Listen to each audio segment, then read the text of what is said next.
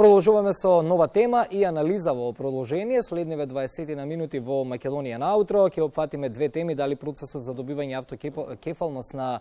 Македонската православна црква, Охридска архиепископија се движи во добар правец и блиску ли сме до политички, партиски и граѓански консензус за промените кои што се очекуваат околу продолжувањето на преговорите со Европската Унија. Велам добро утро за професор доктор Цане Мојановски, со кого што ќе ги анализираме овие две теми денеска. Добре ни дојдовте. Благодарам за поканата. Професоре, почнуваме со автокефалноста на Македонската православна црква и Охридска архиепископија, тема која што исто така и низ годиниве ја следевте и со оглед на функциите кои што ги извршувавте. Па така и ќе го поставам прашањето како што е поставена темата, дали целиот овој процес според вас се движи во добар правец после сите нели случувања кои што ги имаме период? Моето гледиште дека тој процес се одвива во посакуваниот правец и дека во практиката на православната црква и воопшто на црковните организации времето нема иста димензија и движењето на временските отсечки како и во секојдневната практика. Сакам да укажам дека ние по 255 години или по 55 години од возобновувањето на автокефалноста на Македонската православна црква сме како православни верници од Македонија вклучени во сеопштиот тек на православието и тоа е еден крупен настан. И од тој аспект наблюдувано одлуката на Вселенскиот патриарх или соопштението на Светиот Синод на Вселенската патриаршија од 9 мај минатата година, со кој што се прима во канонско единство ерархијата и верниците на Охридската архиепископија, која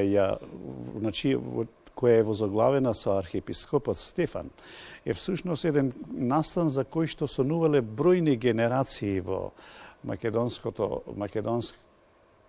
македонскиот простор или во македонската историја,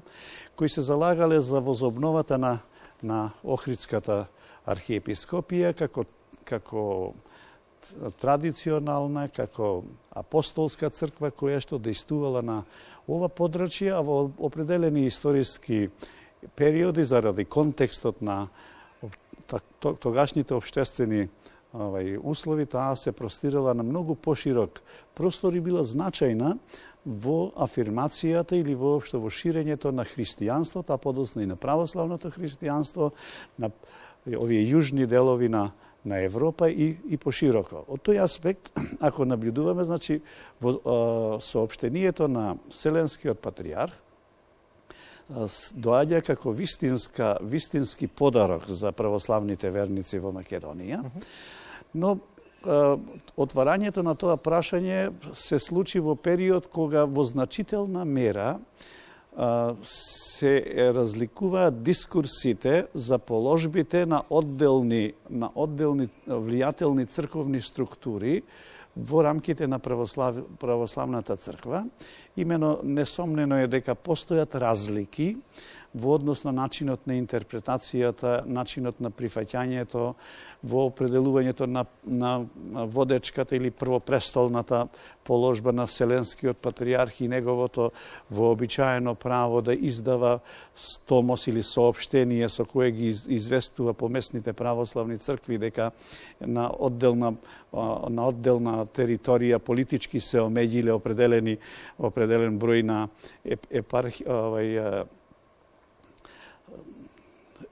определен број на Не мислите на епархии, така? На епархии кои сформираат нова црква, така. И дека таа информација сите православни цркви ја прифаќаат како готова и во своите диптиси ги вклучуваат водачот или поглаварот на таа црква. Меѓутоа, во овој изминат период, како резултанта на разликите кои што постојат меѓу Вселенската патриаршија како историски наблюдувано првопрестолна, највлијателна и така натаму, и Руската православна црква која објективно според бројот на верниците, економската моќ и организацијските способности е особено значајна, и уште повеќе ако имате предвид дека во историјата на православието некаде таму од 10-тиот до крајот на 20-тиот век биле изразени разликите во однос на вероисповеданието, на кој јазик, и дека како резултанта на притисокот кој што го извршила руската држава над османлиите во 1870 година за верниците во Отоманската империја кои не го разбирале и не се црквувале во црквите на елински јазик, тогаш е воспоставена екзархијата со цел да ги обедини и да го поттикне организирањето на православните верници во Отоманската империја. Тоа подоцна е инструментализирано од страна на бугарската држава како инструмент во кој денес се користи во аргументацијата за нашиот идентитет. Значи, станува збор за разлики кои можете во ова измината година да ги видите. Но она што архиепископот македонски, Охридски македонски господин Стефан го направи во обраќањето до Вселенскиот патриарх по повод неговиот роден ден, овие денови, укажува дека во Синодот на Македонската православна црква, а и потезите кои беа начинети околу создавањето на предпоставки за измирување во рамките на православната црква, посебно во Македонската православна црква и интеграцијата на православната Охридска архиепископија како организацијски дел на Српската православна црква, покажуваат дека тие процеси честопати не се одвиваат можеби со динамиката со која што ние очекуваме и не се одвиваат со динамик и со начинот на кој што веројатно не имаме представа. Исто така можам да препознам дека во дискурсот се појавуваат особено интересни, да кажам, погледи кои се обидуваат да ја целокупниот процес да го вмешаат во одделни политички води, иако мора да кажеме како резултанта на разликите, секоја интеракција или секоја посета, секој облик на комуникација во рамките на православната црква може да добива такви димензии. Македонската православна црква, Охридска архиепископија, не е структура која може да диктира или да поставува услови. Таа е субјект која сега треба да ги испрактикува најпозитивните искуства во православната црква за да го заокружи тој процес на формалното, така да кажам, признавање. Затоа што Македонската православна црква е жива црква, таа по начинот на организацијата, по својот живот е автокефална црква, тоа го практикуваше дури и пред соопштението на Вселенската патриаршија. Оттаму сум убеден дека во Синодот и кај водечките луѓе на Македонската православна црква се јасно идентификувани нивните интереси како православна црква, дека тие тешко би можеле да испливаат од разликите кои што на еден или друг начин, не само во црквата, и на државата можете често пати да ги чувствувате. Може да се почувствуваат дека досегашните потези кои што од она ние што сме информирани, од она што не сме информирани преку јавноста, не можам да зборувам, дека тие укажуваат дека тој процес, се надевам, во скоро време успешно ќе заврши и посакувам што е можно побрзо успешно да заврши. Инаку, историјата на Македонија и на Македонската православна црква во тој контекст во изминативе 250 години е толку сложена и толку испретплетена со различни настани, со различни постапки на поединци или групи кои честопати и во обликот на најдобрите намери излезните резултати не им биле секогаш според очекувањата или според утврдениот ред. Во тој контекст јас сум моето убедување од досегашното следење дека во Македонската православна црква таа определба изразена преку подигнувањето на автономијата во 67 година на ниво на автокефалија, сега е во добра фаза или во фаза кога таа треба да го доизоди патот на добивањето на томос од Вселенската патриаршија како акт кој е досега најпрактикуван во осамостојувањето на или во автокефалниот статус на помесните православни цркви во светот. Ова што Српската православна црква го стори со издавањето на томос е нешто што моето ниво на познавање или да речеме недоволно го познавам тоа подрачје, е нешто што е во духот на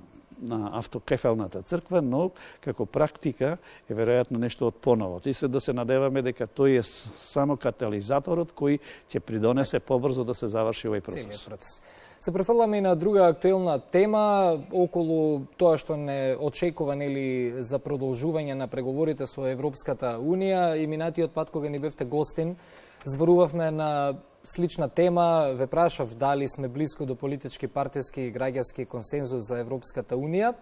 Се случи лидерската средба минатата недела. Ве изненадија ли првите реченици, првите теми кои што беа споделени ставови после лидерската средба, иако некако работите сега како да не одат во посакуван правец, барем овие денови, но очекувавте ли барем дека наведом на граѓаните ќе им се даде можност да помислат дека во Македонија е можен партиски консензус? Ако зборуваме за искуството на партиското живење во Македонија, ова е втор обид кога еден имавме во 2001 година, кога се формира широката коалиција, која беше посветена на изнаоѓањето на решение околу завршувањето или правниот излез на конфликтот од 2001 година. Ова е втор случај и моето гледиште е дека ова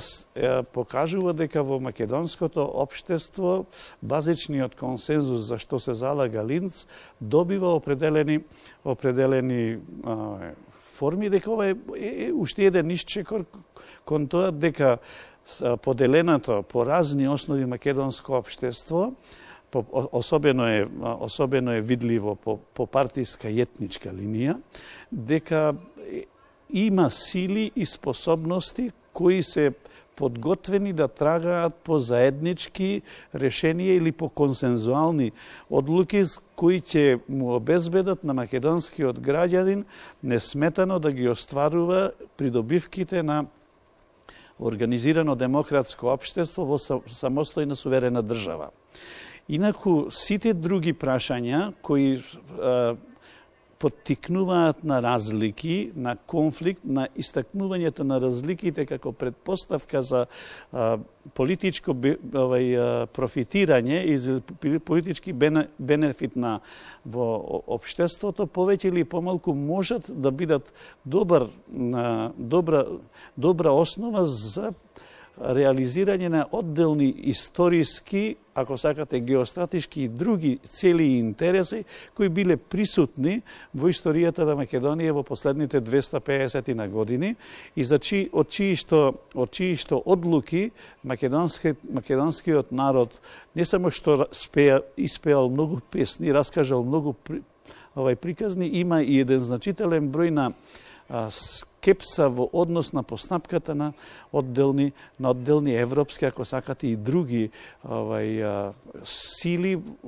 или земји во однос на начинот на восприемањето на македонците, на македонската држава, на македонската посебност. Лидерската средба и првите изјави кои ги слушнавме, ја изразија општата или генералната ориентација и покажа дека и во таквата ориентација постои едно поведение за кое што во мојот крај честопати мојата мајка го повторуваше, тој велиш црка со лажицата, а со дршката ги вади очите. Дека под прифаќањето на таквото решение беше уфрлено со условувања. И ако се точни одделни медиумски содржини кои се,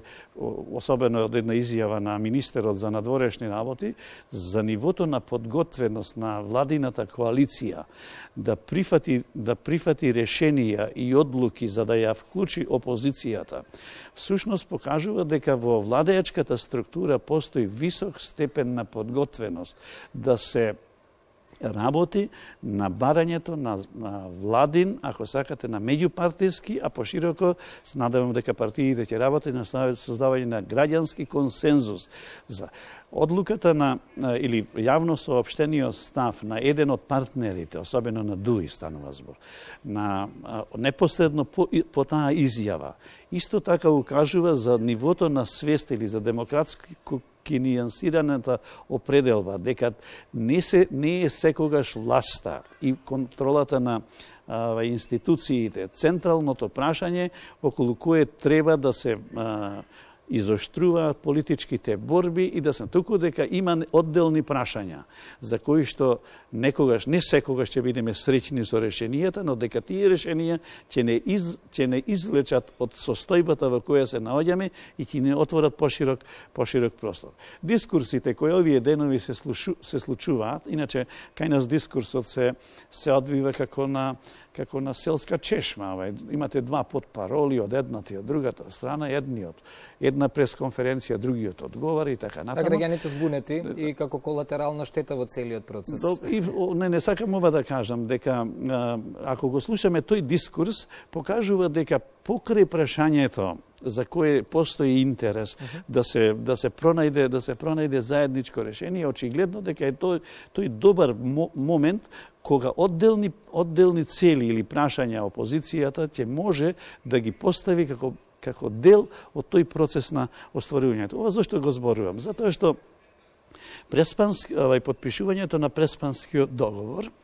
всушност е покрај обезбедувањето на соодветното мнозинство, позади него стојат определен број на договори кои најмногу се одразија на правдата и посебно на водењето на еден дел на постапки за кои што ние во претходниот период низ разните облици, особено преку јавната презентација на прислушувани разговори, имавме ситуација да спознаваме еден значителен број на поведение кои честопати ни превртуваа внатрешноста и не можевме да сватиме дека во политичката работа се среќаваат такви нешта. Но тоа покажува дека сосем се во право гледиштата кои тврдат дека политиката всушност не е само како некои ја представуваат како барање на решение на можностот, туку дека таа е пред се интересовна сфера, а дека кога станува збор за интересите, луѓето се во ситуација да ги променат и геометриските закони за нив да ги остварат. Впрочем, ние преку овој процес, оттаму сега да резимирам,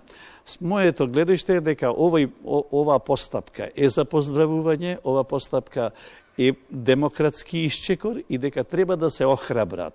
владините и опозицијските лидери и владините и опозицијските структури оваа постапка да ја поддржат, затоа што само субјекти кои не можат да се погледнат подалеку од прагот, не можат да утврдат дека станува збор за решенија кои во значителна мера ќе го димензионираат квалитетот на животот на генерациите кои доаѓаат.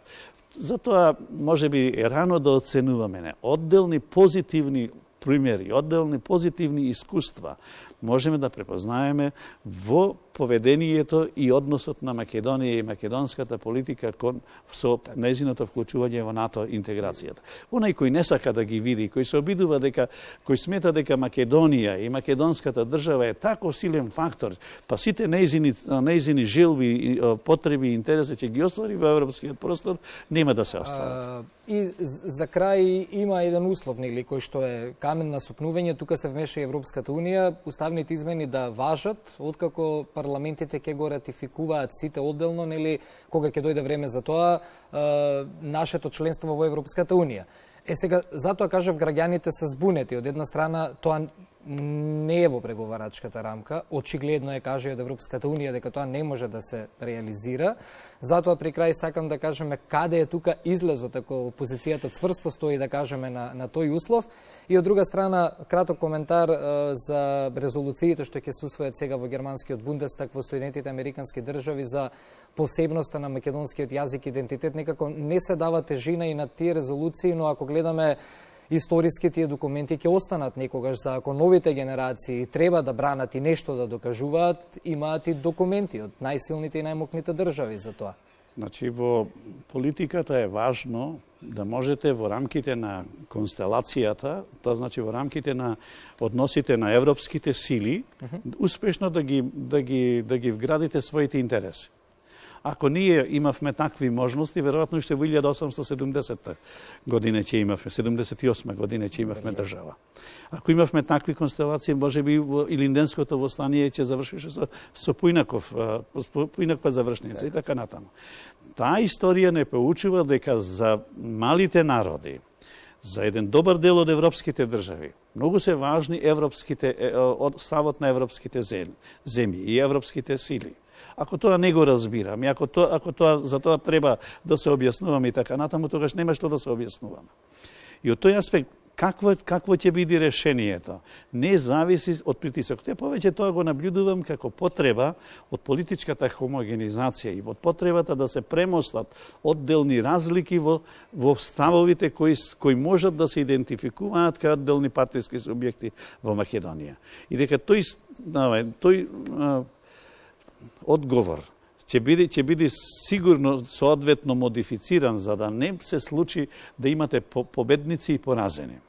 Во врска со резолуциите, тие покажуваат колку влијателните европски и, ако сакате, Соединетите Американски држави се заинтересирани за самостојноста, за територијалниот целовитост на Македонија и за нивната желба да ни помогнат побрзо да зачекориме во европското семејство, за да можеме да ги практикуваме непосредно придобивките од европското членство, но и да ги градиме европските вредности. Сега, кога зборуваме за европските вредности, тука имаме одделен број на